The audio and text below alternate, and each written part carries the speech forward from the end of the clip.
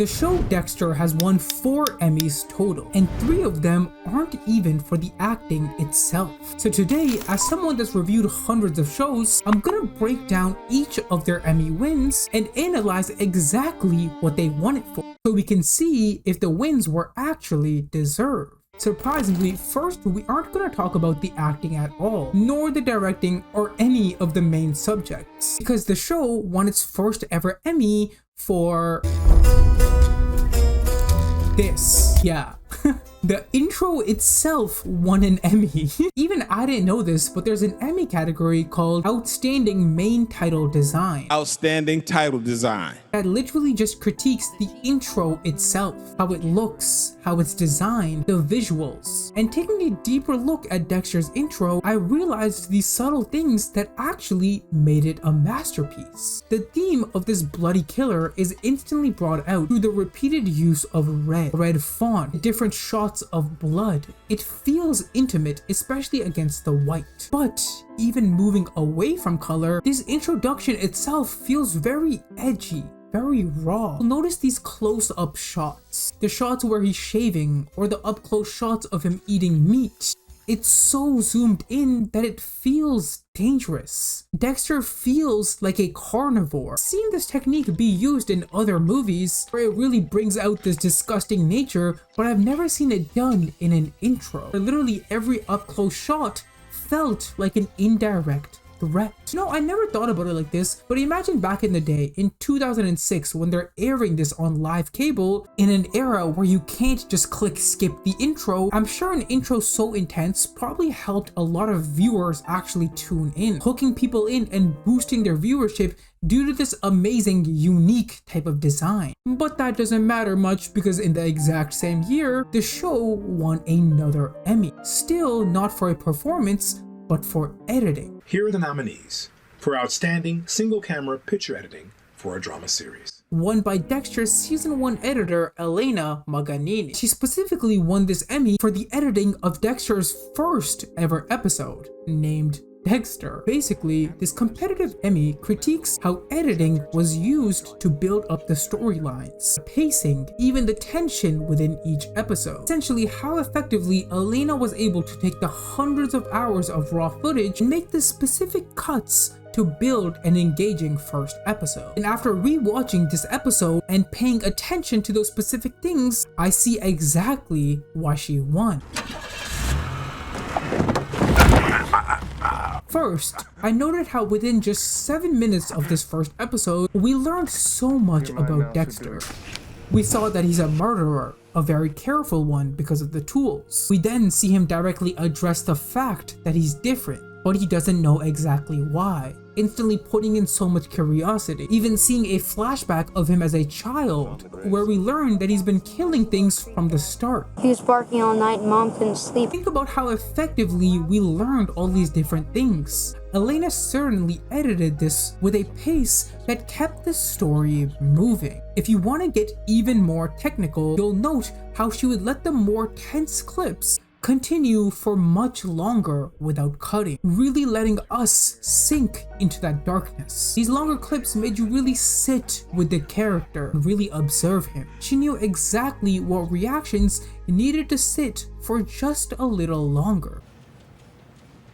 And allowing us to really sit on these faces for a few more seconds, it let us analyze what the character is trying to show. Bad editing would be someone that isn't mindful of these little tricks and just cuts away before we really got to understand people's reaction. But she was still a master at keeping variety, because there would be these opposing times where the cuts are much more faster, ensuring we never got tired of the same longer duration. I'd say, especially compared to the competition, well deserved. But now, after these 2 Emmy wins in 2007, things surprisingly went quiet for Dexter. The show just couldn't catch another win. 2008 rolled around and nothing. 2009 rolled around and still nothing. But then 2010 hit. And the Emmy for Outstanding Guest Actor in a Drama Series goes to John Lithgow.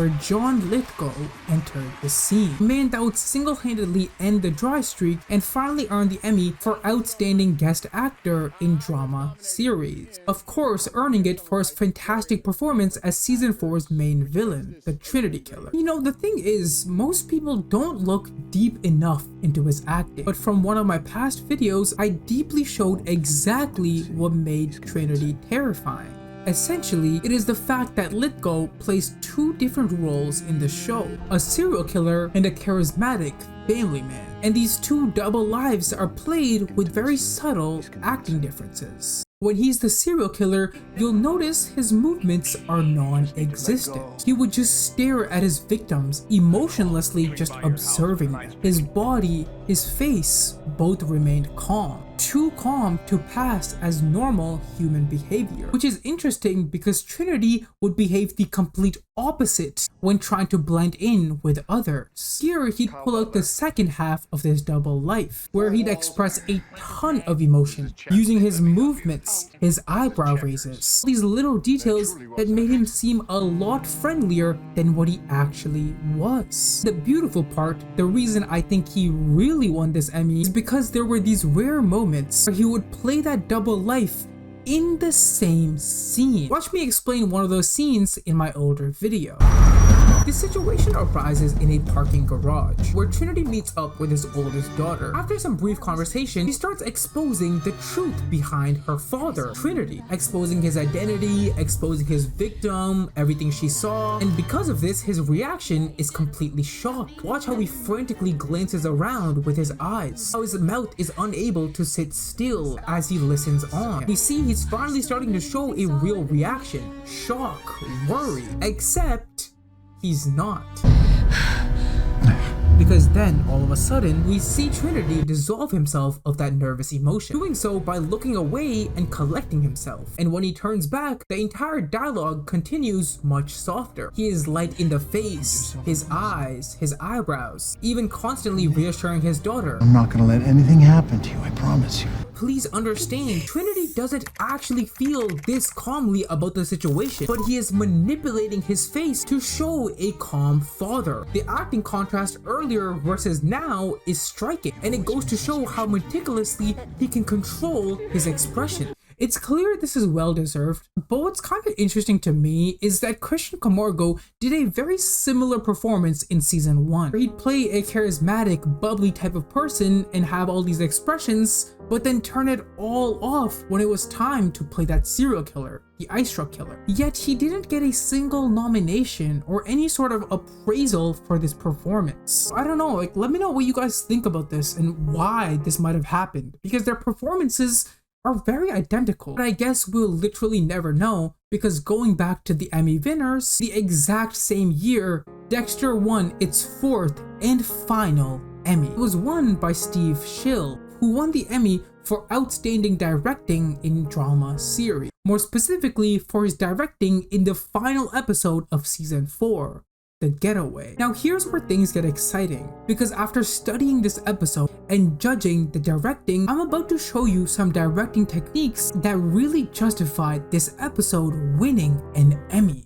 From the start of the episode, the intensity between Dexter and this season's villain, the Trinity Killer, that intensity was already boiling. These up-close shots were so important in creating tension between this dynamic. But this isn't a regular up-close shot. I want you to note how congesting it is, because half the screen is blocked by another person, creating a much more direct feeling. This is a rare technique I've seen in special shows, where the camera space is basically all taken up. You're left feeling like you're choking up because of how tight the shot is. I want you to really compare this shot to the very next shot of Dexter, where there's a lot more space around him, and it instantly made his side feel a lot more relaxed, like he's the more submissive guy, while Trinity would repeatedly have these tighter shots, making him feel like this power. But that's not all.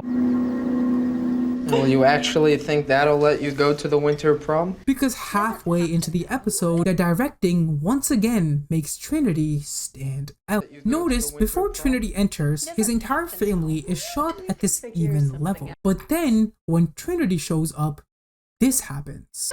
You could figure something out.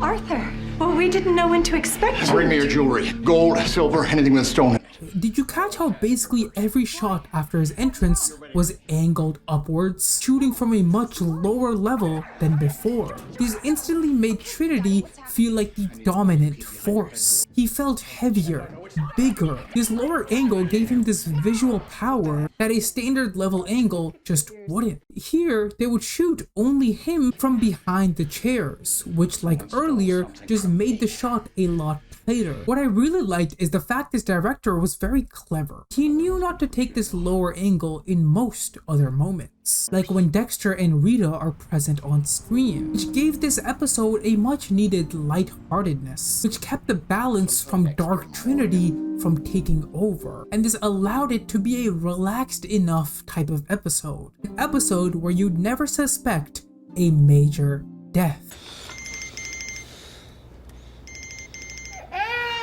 Because oh my god, when that death actually happens and Rita just dies, it hits so hard because the director chose these specific shots. Like for example, the shot of us seeing the bloody baby at first, well before we actually see what's happened to Rita. And then when we eventually get to that part, notice how Rita has this golden light coming out of her hair, like she was the light of Dexter's life. And then the shot that hit me the most, it was this very detailed close-up of her finger, a finger with this big wedding ring plastered on it, instantly telling me that the marriage itself, Dexter's chance at love, it was all over. The Bay Harbor Butcher doesn't have the privilege of maintaining a lasting relationship. Such a beautiful way to visually show that to us. And oh my god, just what an episode, man. It's unfortunate that, ladies and gentlemen, this was the final episode that Dexter ever won an Emmy. So let me know what you guys think of these 4 Emmy wins by Dexter. And if you want to see more acting related content, make sure you click this playlist right here. And as always, make sure you guys subscribe so I can see you guys next week.